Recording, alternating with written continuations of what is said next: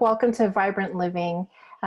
This is a 4-part podcast series. We're just talking about living vibrantly, and it's really a guide for busy women because we're all super busy. And today is going to be an introduction of our topics and an introduction to the three of us, Melissa, Mariana, and I, as we kick off the series, and we'll get into the rest of it at after school holidays. But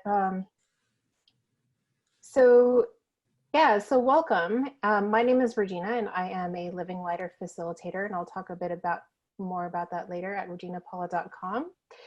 We also have Mariana Jovanovic. She is, you're giving me the nod, I must have said it right. She's our naturopath, our medical herbalist, and nutritionist from Change Naturopathy. How are you doing, Mariana? I'm great. I'm glad to be here and giving some great tips, hopefully, for everybody who listens and who will listen later. Yeah. So good to have you here. And we also have Melissa Lowe from the Thrive Guide, and she is also a nutritionist and health coach. How are you doing? I'm good. Yeah, nutrition and health coach. Well, epigenetics health coach. Yeah, I'm great. And thanks to those that came along and those that are going to watch later. It'd be great to sort of share all our tips for you busy women out there. And so we're really, like I was just saying a little earlier, that we're all really, really lucky here in New Zealand to be in the state that we are, to be able to come together and collaborate and go outside of our houses. But no matter where you are, whether you're still in lockdown or whether you're here in New Zealand, we just wanted to share our tips with what we did. I mean, because a lot of us really enjoyed our lockdown, and we were able to really take the time to just slow down and cook, do the things that we wouldn't normally do when we're out and about and busy. And so that's just part of the reason why we're here. And so I just wanted to ask each of you, Melissa and Mariana, what did you guys find? What are some new things that you picked up during the lockdown that you'd like to bring into your new normal now, or that you have already?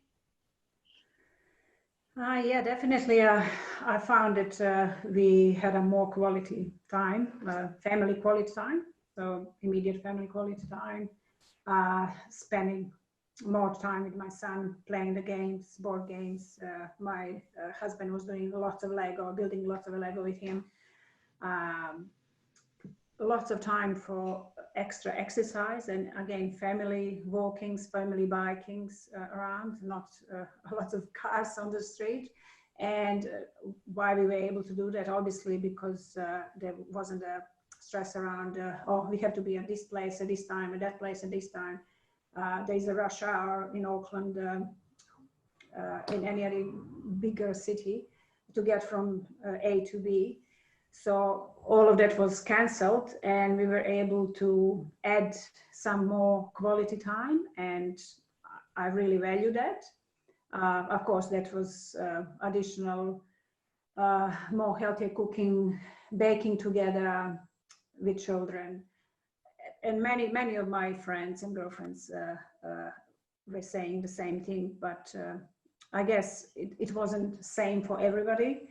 There are families who didn't enjoy that much, with several little kids in a house and not able to entertain them all the time, and trying to work from home, etc., etc. So everybody had some good points and some bad points, but as I said, I really enjoyed it. Just that extra time for walks in the nature, biking in the nature, have a relaxing time for cooking, and relaxing time to spend together with the family and doing something quality time, not only be stressed to finish the task from one to one, another one. Cool. And we'll get back to you in a bit, because I know that you've got some really cool tips from all of that, and it would be good to hear what you're doing now as well, bringing what you've gone through before to now. And Melissa, what about you? Yeah, I guess for me, it was just getting out of that rush.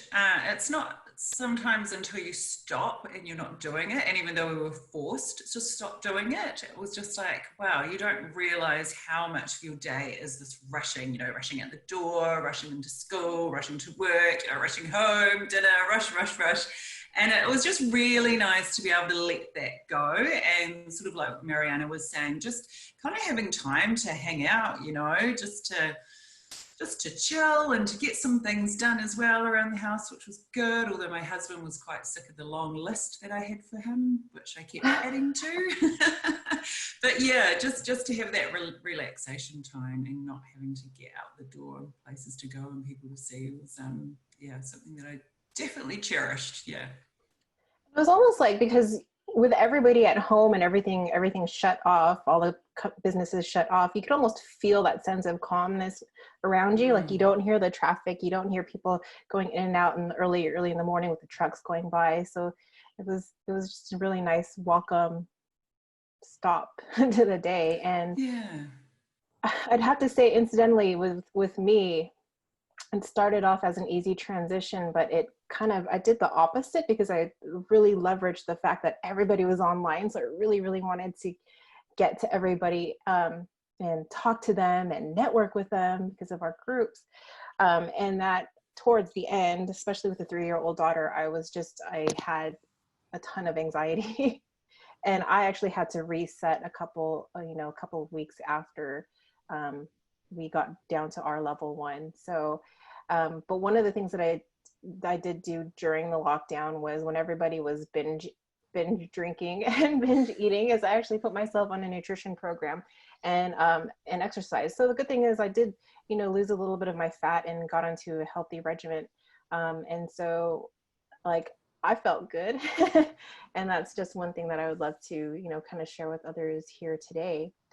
And it's so lovely to have you ladies, and you might be some men watching too, to have you on here. And we'd love to, if you have any questions or any comments, feel free to just put them in the chat and let us know what's on your mind with what you're hearing from us today. But I wanted to get a bit deeper in your tips, all of our tips, because it's one thing to be forced to just stop and exercise and cook and do everything during lockdown, but it's another thing to bring it into your daily life. And it's like, well, how do we create our routines and rituals with what we've done? Because it's so easy just to think that we have to go back to whatever normal was and keep on doing and doing and doing. But maybe there's something that we can do to preserve ourselves and do something a bit different this time around. So why don't we just start with you again, Mariana, and what are some deeper tips that you have for your new normal?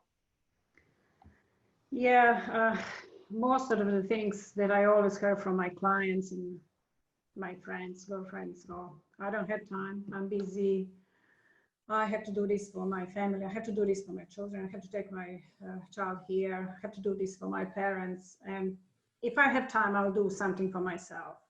So that's the common theme, really. And that's common excuses for not having the time for yourself and not having the time for self-care. So when people tell me that they don't have a time, I hear that they don't have energy. Our perception of time will determine our experience of that time. So it is also important to recognize that today people really and acknowledge that people really experience high levels of stress, whatever is going on in our lives and in the world. But there is also a huge amount of stress that we create for ourselves, just because how we think, and that's part what we can change about stress. So we can't really affect what's happening all around us, but how we think, how we perceive that, we can change that. We think that our stress is connected with everything what is happening, our tasks, our interactions, because of this person or that person, but truth is it's a response to those things and our perception, as I said, that make us feel stressed about that event or about that person. So living in stress makes our time quite tight, short, affects our immunity and our moods. So how we can change that? It's just by stopping the time, and that happens when we learn to slow down, when we learn to access our calm, find our calm place. When we access that place, we can feel centered, we can feel energized and ready to face whatever is coming in our day, in every day. And these places are accessible when our parasympathetic nervous system is in mode. And we want to be most of the time in our parasympathetic mode, because that's our nervous system which controls our vital task in our body, like breathing, digestion, cell repair, heart rate, sleep, and stuff like that. However, if we want to be in today's world, because of so many things what we put on our list during the day, many of us are running from one to another task, from another to meeting to another, to second meeting, to place A to place B to place C.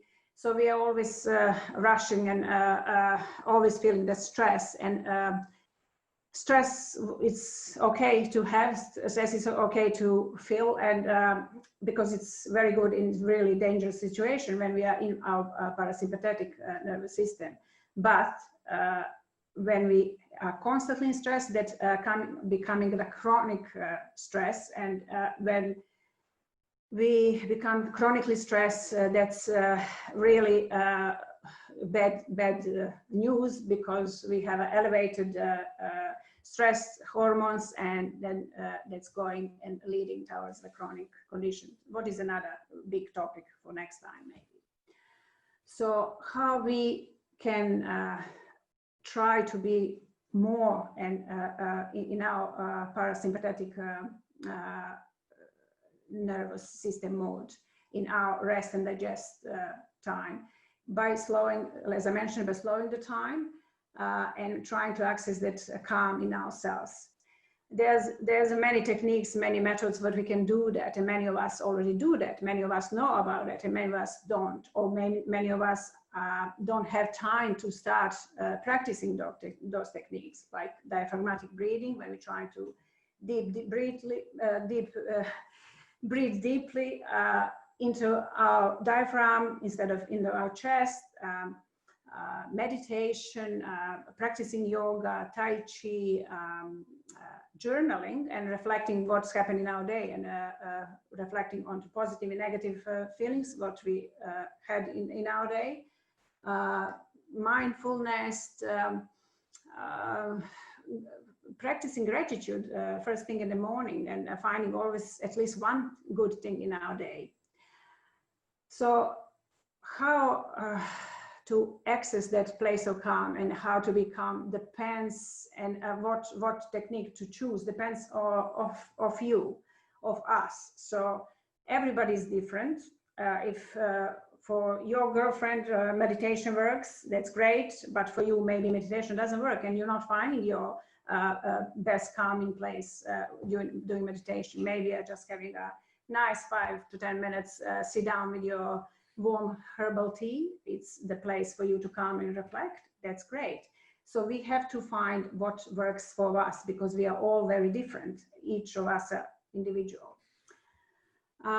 So what is important also to talk to yourself, to communicate to yourself, and finding the right thing to do, but also scheduling those times for yourself. So scheduling self-care time for yourself. That's the problem, what I mentioned at the beginning. We always put everybody else on the first place, and then we don't have time at the end of the day for us. So how are we going to do that? Maybe you can put your alarm in your phone for your 5 to 10 minutes of your break, for diaphragmatic breathing, or for your gratitude practice, or having a hot cup of herbal tea.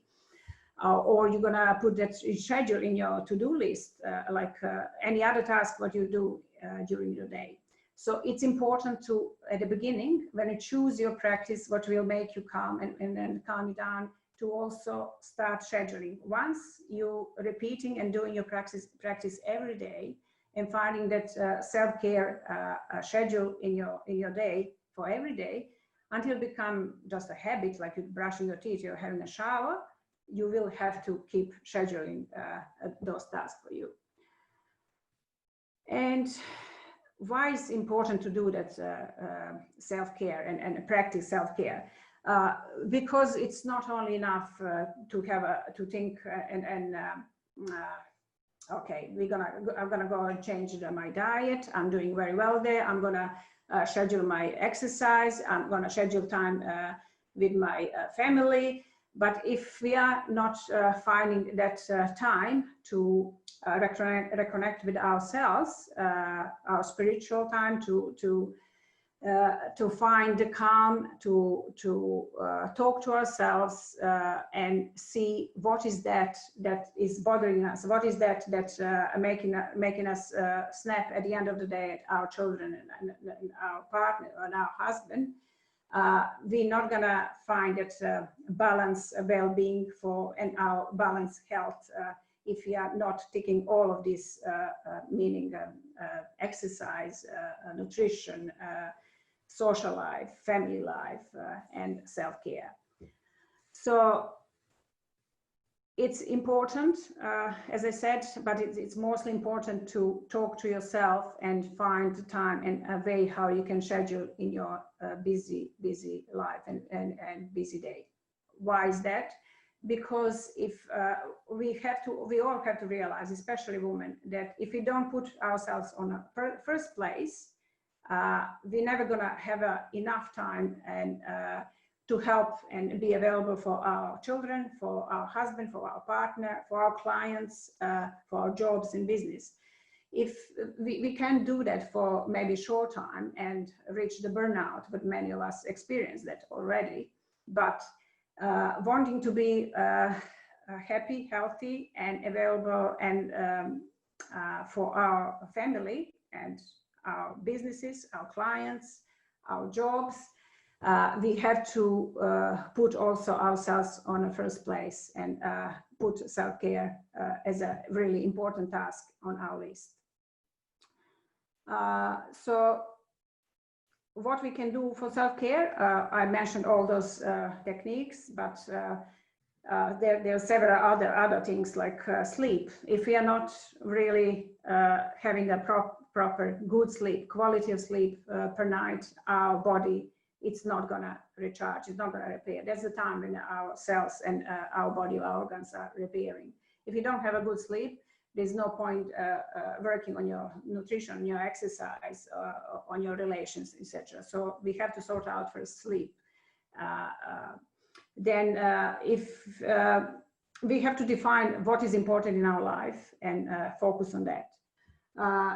We have to also eliminate the points in our life that draining our energy, that we recognize that draining our energy, and see why is that happening, why those points in our life, why those tasks are draining our energy. We have to also communicate with our closest ones, with the family, how we feel. Nobody would guess how you feel if you don't communicate that with them. So communicate with your family, with your children, with your husband, how you feel, what you would like to do for yourself, and then that you will implement that much easier. Considering what events and stressful events in your life you can remove from your life, or why those stressful events are stressful for yourself. Is that your perception? Is that there's something what you don't like doing? Don't avoid asking for help, what is very important, and make boundaries anywhere, at work, at home, anywhere where it is possible. So look after yourself. Address especially perception of pressure and urgency, because our thoughts in our head, our thoughts are very powerful and have very big impact on our nervous system and how we feel about it. So that that has to be addressed. And during those self-care moments, when you're doing the meditation or exercise of diaphragmatic breathing or anything like that, when you reflect, you should address things like that, and you should see what is those points that is triggering you and what you can do about that, and can you change your perception on those points. Once you recognize all of those things and implement and schedule your self-care moments, then it's time to say that to stop with excuses and saying, oh no, I don't have time. It's time to action, to schedule and start scheduling, actually practicing self-care every day for yourself. Why is that? Because you want to show up in the world, at your work and your job, in your family, in front of your child, in front of your husband, in front of your partner, as a happy, bright, ready to help person, rather than somebody who is really angry and unassured, short of temper, stressed. So that would be, in short, some of the tips what we should do. So main one is actually, yes, we can plan. There is many techniques out there. We probably all already know about them, but that point when we're supposed to start actioning those things is the very important, and that means start now. Don't leave it for, okay, I'll start on Monday, I'll start tomorrow, but start now. Put in your phone, schedule it, put an alarm, put in your list and schedule, and start small. Start with 5 minutes or 10 minutes of practicing diaphragmatic breathing or practicing gratitude, whenever it's easy for you. Find a time when it's the best for you. So for some people it's the best when they're going to pick up kids and driving in the car. They can do diaphragmatic breathing. They can go into themselves and think, and as for some people, that's the best when they wake up in the morning. Get up early in the morning, half an hour, if you want to do that before your family gets up.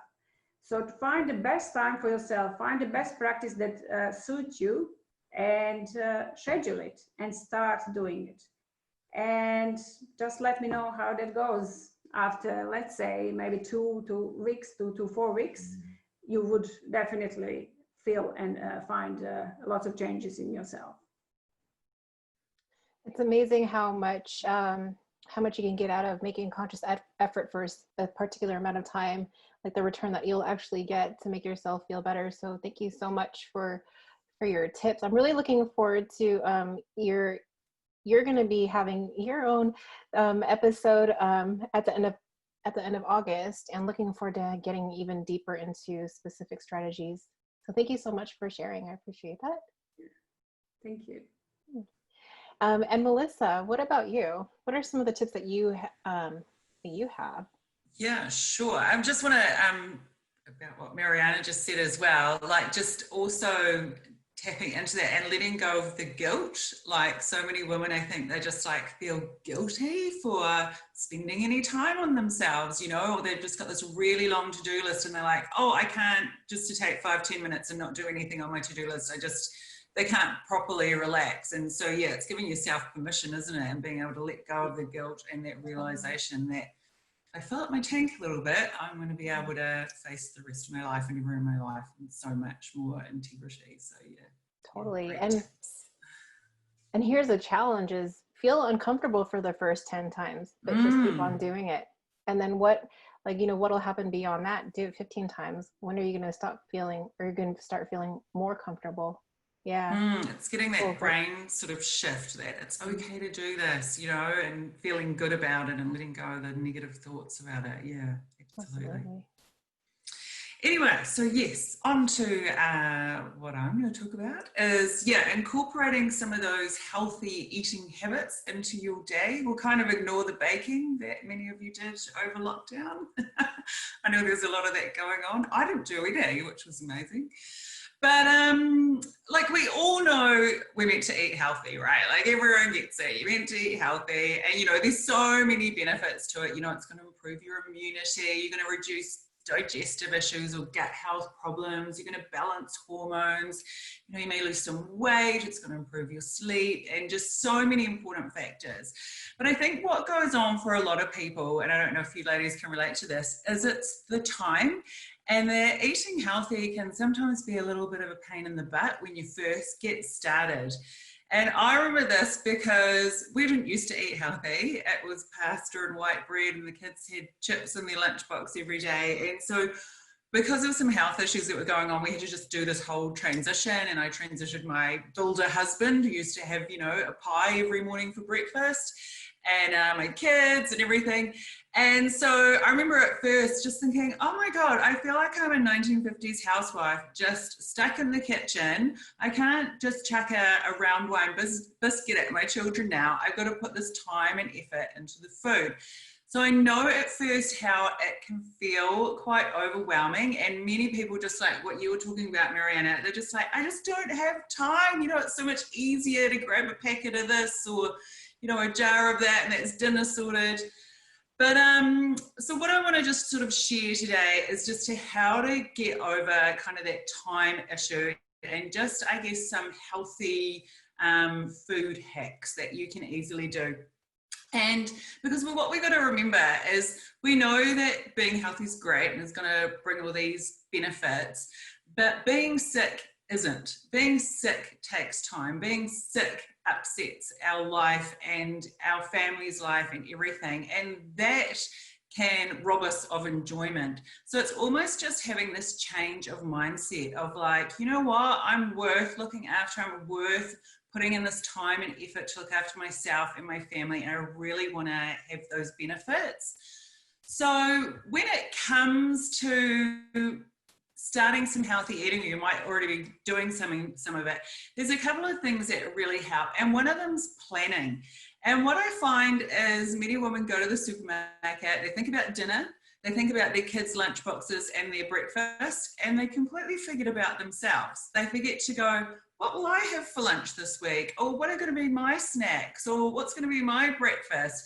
And they sort of get home and there's none of them in the supermarket shopping. So I'd really be thinking, before you go to the supermarket, is thinking about what you are going to eat and what are the benefits you're going to get from this. It has to be, you know, the basis of your mindset. And so figuring out what's right for you to eat, you know, when it comes to your meals of the day. But also it's thinking along the lines of bulk cooking. And this is the number one lifesaver. Like when I was having that, you know, I'm stuck in the kitchen 1950s moment, I remember texting a friend of mine was really healthy, and I was like, oh my God, how do you do this? And she's like, bulk cooking, just do that. And so it's really along the idea of cook once, eat twice sort of thing. So I'm just going to go into some meals throughout the day and just give you some ideas where you can sort of start bulk cooking. So you've got things prepared, ready to go, because this was an absolute lifesaver for me. So also on the basis of that, just when it comes to healthy eating, and we all know this, it's vegetables, like, and I'm talking above ground vegetables. So yeah, carbohydrates, your root vegetables are great, but talking more about, you know, your healthy green, colorful vegetables. And if you can aim when you're eating foods to be looking at it and thinking, what's something in here that's been recently alive? So it's real whole food, not processed foods, then you are going to be winning so much more. So when it comes to breakfast, now there's a bit of a concept out there of like, you almost eat breakfast, it's the most important meal of the day. And I don't necessarily agree with that. It absolutely depends on you and your body type. And some people wake up in the morning and they just are not hungry. They just don't want to eat maybe till about 9 or 10 o'clock. And if you're one of those people, that's totally okay. But what I want to say is that if you are doing that, just to make sure your fluids are kept up in the morning. So whether, I'm not talking about coffee, but more like water or a green smoothie, or maybe it's a homemade vegetable juice. If you're buying a juice, I'd just be making really sure it's not full of a lot of fruit, or you're just going to have a big fructose hit. And then if you are going to be having breakfast a little bit later on, just make sure you've got something healthy on hand that you can have. But if you are having brekkie, and you can also use this for when you wake up or a bit later in the morning, so some bulk sort of breakfast ideas, like good old chia pudding is absolutely wonderful, full of protein, huge amount of health benefits, helps keep you regular. And you can actually make, you know, like 2 to 3 containers or jars of this and keep it in the fridge. And then, you know, that's your breakfast sorted for, you know, 2 to 3 days. And you can top it with like nuts and seeds or thawed fruit, anything like that. Another kind is good old, when you're, I guess it's a bircher muesli, when you're just soaking your oats. So you just get plain oats. You can soak them either in water or a milk that's suitable for you. And, you know, you could do sort of about, you know, 2 to 3 jars of this again, or in a cup or container, a glass, I suppose. You know, stir in some cinnamon, let it soak overnight. In the morning again, top it with some, say, berries that have been thawed. Again, sunflower seeds, pumpkin seeds, coconut, cacao nibs, that kind of thing. And another one is the good old healthy fry up. So you could chop veggies for sort of 2 to 3 breakfasts. So whether it's like spinach, courgettes, mushrooms, capsicums, anything like that, get them all chopped up in the fridge. And so in the morning, all you have to do is just throw them in a pan, you know, cook them up. You can add in some eggs or salmon or whatever, and it's just done really, really quickly. So they're all just things that are just really easy that you can just get prepared and have them in the fridge waiting for you. So next, sort of like getting into lunches, and this is what we do most Sundays, is we roast up a big batch of vegetables. So it will be like turmeric, carrot, parsnip, just sort of what's in season. You can do beetroot, courgettes, mushrooms, anything like that. Just chop them up, roast them up, and then that just gets put in the fridge. You can even freeze them into meal-sized portions if you want, and then heat them up again. Then we'll do something like either roast a couple of chickens and break them up, or sometimes I'll get something like a pot roast kind of thing, or gravy beef, and put it in the crock pot. Then that goes in the fridge, and then that's the basis of our lunches. So, you know, you get your roast veggies, some chicken, some spinach, some feta, red onion, balsamic vinegar, olive oil, just delicious. So that gets us sorted for the week. Another one is, you know, you've got a crock pot, your slow cooker. So doing stews and soups, which are really fabulous for this time of year. And again, leftover dinners, you know, when you're buying dinner, start thinking, okay, if I make a bit more of this and that, I can use that in my lunches. Just make sure you hide it in the fridge so a child doesn't go in and eat it. I mean, that happened, it's so annoying. Again, with dinner, I would be going cooking double, eating twice. I'm meaning like you cook once, eat twice. So things like, you know, if you're cooking up mince, I'd be doing, you know, getting a big packet of it, cooking the whole lot up. You use one for maybe like in a cottage pie, and the other one, you can either freeze the cooked mince or use it, you know, in a couple of days, you know, into a chili. Add some kidney beans, brown rice, that kind of thing. Same with chicken, like if you're doing a roast meal, like roast a couple of chickens. So one you eat for the roast dinner, the other one you can use in wraps or add to lunches or whatever. Again, stews and casseroles and soups are fabulous. And also, when you are chopping up an onion, chop up 2 and then stick it in the fridge or stick it in the freezer. You know, and with a lot of veggies, you know, garlic, grated carrot, a lot of those things, you can just double prepare and put them in the fridge and freezer. So you just have these things that are ready to go. And just a bit on snacks. Again, another thing is just, you know, chopping up a whole bunch of veggie sticks so they're all ready to grab. And you can either make some hummus. If you're going to buy hummus, make sure you read your ingredients list. Turkish Kitchen's probably a good brand to buy.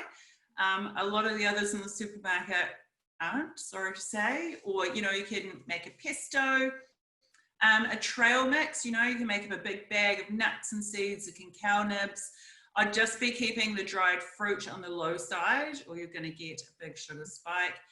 Another one is good old green smoothies. You know, you can make a big blender full and have some in the morning and some in the afternoon. or you can make up little containers of smoothie ingredients and put them in the freezer, and then just get them out to thaw a little bit and then make up a smoothie. So that's great.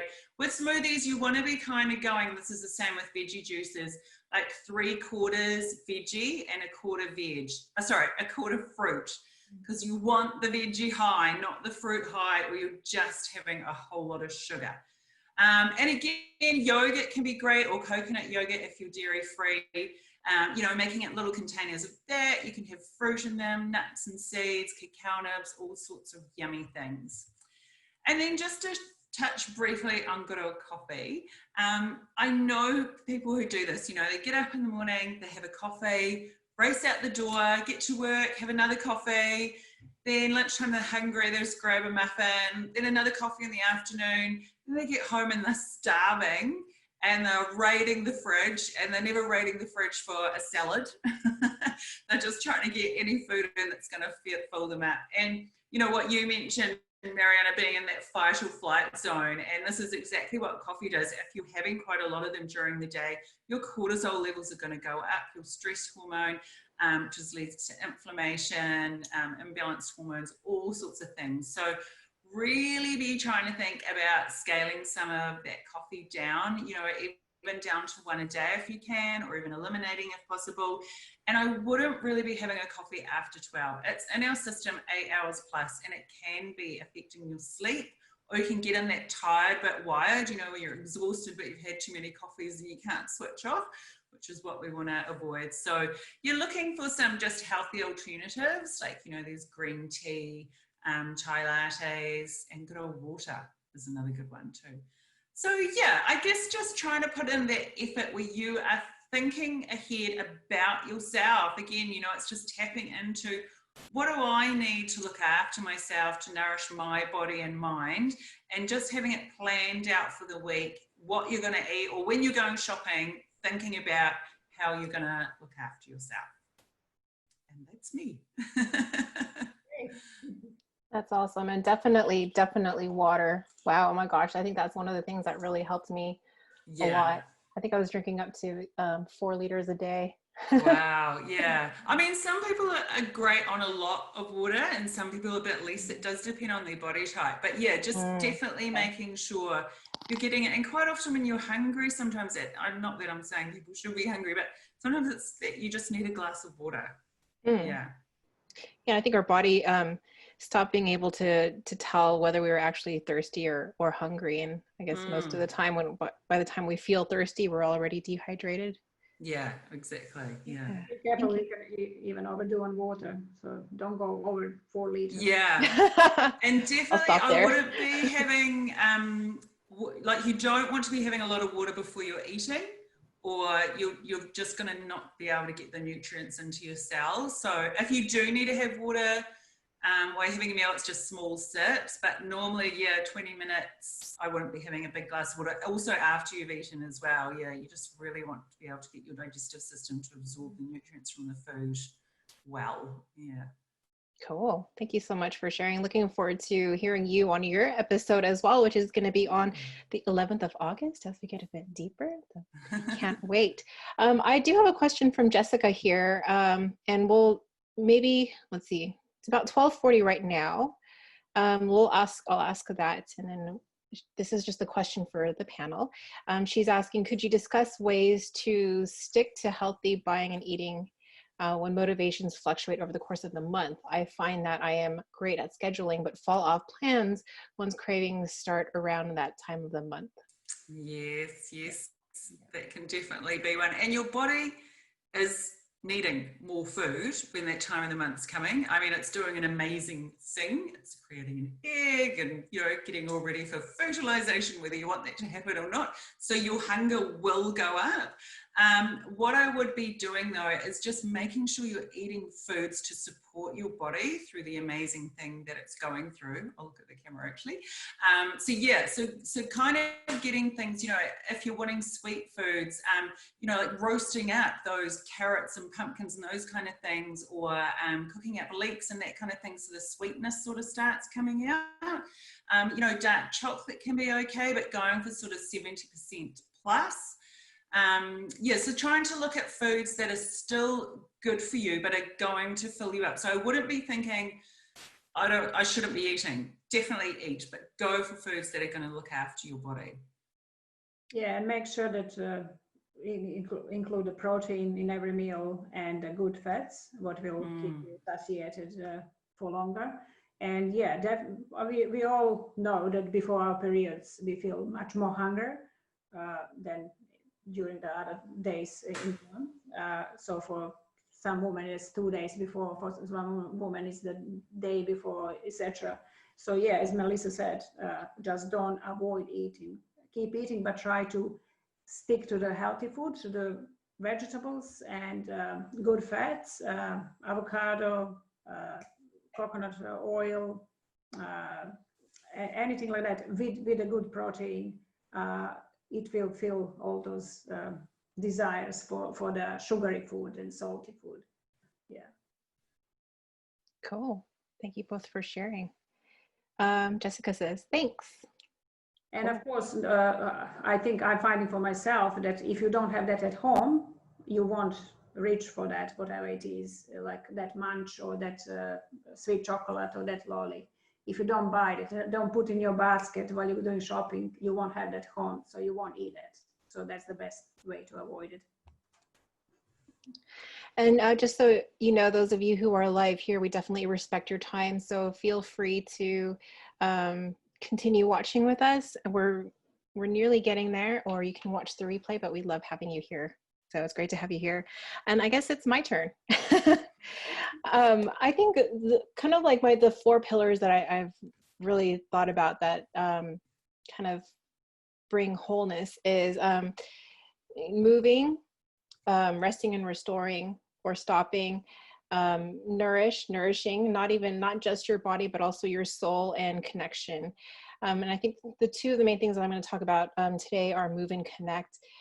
There were some tools that because I really truly believe that we all have the knowledge inside of us, and we're never really taught how to access that information. And I guess I was going to talk a bit about that today, but I'm going to save that for the next one, because they're pretty powerful tools. Because just like Mariana and Melissa were talking about, we all have different bodies and we're all very different. And so if for some reason there are specific pieces of information we can't find ourselves through internet or friends or professionals, it's like, well, what can we do to tap into ourselves to be able to access that information? So I'll talk about that next time. But today I just wanted to talk about movement and connection. Movement for me, I'm a huge fan of moving my body. Even now I'm just standing because I like working standing. And sometimes it's really hard to get into the habit of moving your body and exercising, or you'll do it for a good 2 weeks. Maybe you have a New Year's resolution, and after the 2 weeks you're just like back in front of the TV or online just doing what you normally do. One of the things that I did that I mentioned earlier is that while everybody else was binge eating and binge drinking, I started doing a 6-week nutrition plan and paired that with an exercise plan as well, which was really a really great start for me to kind of get to where I am now, which is like, how long ago did I start? That was 2.5 months ago. But I think what really kept me on the ball was the fact that I had, Melissa kind of talked a bit about this, is a plan. I had a plan in place. I knew that I had a goal. My target was 6 weeks. So I had the 6 weeks. I had a plan in place, and I also had the mentorship or someone or something to guide me through those days where I'm like, oh my gosh, I do not want to do anything right now. And even beyond the 6 weeks, I have to say that I kind of ditched the nutrition plan and kept kept my diet relatively good. But the one thing that I've been keeping in place is my exercise, because it's something that I love doing. And so one of the things that I've done over the past few years to keep me in line if I don't know what to do is using a 30-day fitness app. And the one fitness app, and you can just find it anywhere. I think there's quite a few there, but the one that I use in particular has different levels and different and a couple of different types of workouts for each level, whether it's my full body or for different parts of my body. But the reason why I've stuck to it, that and then even the 6-week plan, was just because I know that there's a finite amount of days. It was something that I could look forward to, because I know that at the end of the 30 days I would feel great. And it's just this habit that these two beautiful ladies are talking about, is you just do something consistently, even if you're pushing through the pain. And then by the end of 2, 3, 4 weeks, 5 weeks, you're like, wow, I can actually do 20 push-ups. And I couldn't do that at the very beginning. So you'll really, really surprise yourself for where you are. Now, granted, after a couple times of these challenges, I got pretty bored of the workouts, especially when I was getting to the higher levels. And so I've kind of changed it up. But I also love doing yoga, and then I started going swimming at the local pool. And then my husband and I also signed up at the gym. So it's like I've got different things to keep up with my ADD during the week. But it's really just moving your body. And if you don't like going to the gym and you don't like doing those things, just, well, what did you do during the lockdown? Did you get up and walk around the block with your husband, your partner, your friends, your children? What can you do when you're going somewhere? Can you just park a little further away so that you can walk a couple blocks to where you need to get to?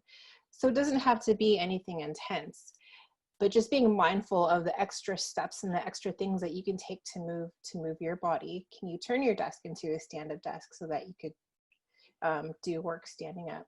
Yeah. And what else? Yeah. You know, what I really actually found interesting too is the 4 pillars that I was talking about, the resting, restoring, moving, nourishing, and connecting. What I found really interesting with the lockdown is at the end, I had extreme anxiety because I ended up actually doing too much. And I was talking to one of my friends and I said, it's so weird. Like, I was meditating again, moving my body. I was eating a lot better, but I still felt really, really anxious. And it was just a really, real low. And what she was telling me was, take a week and journal every day, and don't what do you call it? Don't censor yourself. Just keep on writing. 10 minutes, write straight, even if it's just squiggles or lines or words that don't even make any sense. Just keep on writing. And what I found that I was able to kind of release a lot of that. And that goes into the whole connection thing, is because I wasn't able to connect with a lot of people. And even with a young daughter and my family being overseas, I still don't connect with as many people in person. So it gave me a chance to reconnect with myself and reconnect with what was actually in my head. And there's even a point where I didn't know what to write. So I was like, okay, I know I have to keep on moving my hand. And I literally had 3 or 4 pages of scribbles, like literal, like scribbles. And I was like, I'm just going to keep on doing this because I don't know what's going to happen beyond this. And then after 5 minutes, I just stopped and I felt like I was done. So it was almost like my body was telling me, I just need a release. I need to connect with myself, but I also need a release. So one of the things now that I do, obviously, I'm actually using the tips that these other ladies are giving, or, you know, scheduling time out for myself each day. And then during the week as well. But also I use questions as a tool to help, not necessarily to answer the question logically, but to keep asking myself, so that during the day, I can see what answers come up. And these answers might be in a way that I don't expect it.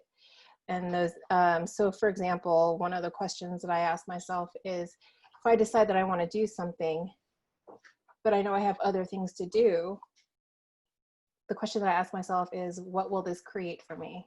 Will this create greater? And oftentimes I kind of feel like I sense if it's actually lighter or heavier for me, because I know that if I feel lighter, then it's true. And if it's heavier, then it's not true for me. And it took a while for me to really hone into what that actually is. And I'll get more into that next week. But yeah, the use of questions when I have done all of these things, fed my body, it's like, okay, what else is possible? What else can I do? Mm-hmm. So yeah, so that's me. And we've got about a few more minutes left, but I would love to hear where we can get a hold of the two of you, and me as well, go after you guys. And so Yeah, those are amazing tips which you gave us, Regina. I definitely think it's so important also to not overdo it, even with everything, exercise, diet, and putting too much pressure on ourselves. Do it one thing at a time, yes, and be mindful and make a break, give yourself a break. I'm working on that myself.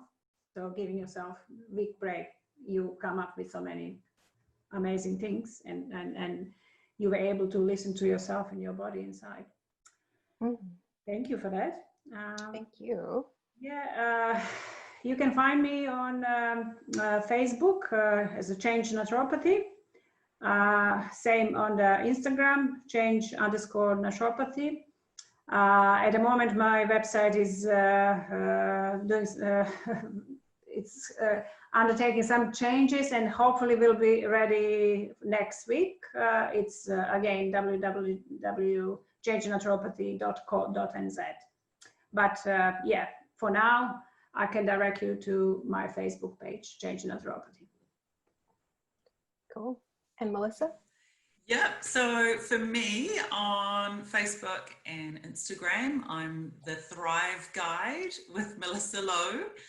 And then website is thethriveguide.co.nz. And yeah, there's articles and all sorts on there and some freebies. And a lot of things, I sort of mainly help women who are busy, are wanting to take care of themselves, maybe lose some weight, gain some energy, and also balancing their hormones is a side I'm heavily involved in as well. So there's some information on there as well on how to get things back into balance. Yeah. And we'll definitely get to know more about you guys over the next couple of months, and I'll give the dates out in a bit. But before that, you can find me at reginapaula.com.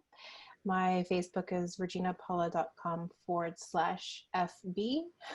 My Instagram is reginapaula.com/IG. I was like, I think I should try to make it easier. Anyways, so that's where you can reach us. We have three more episodes on this series, and we're really going to get deep into it. We might have some surprises for you, but you won't know until you show up. So the dates are going to be the 28th of July, which is, I believe, a week after school holidays here in New Zealand. And it'll be a deeper conversation, I think, with me.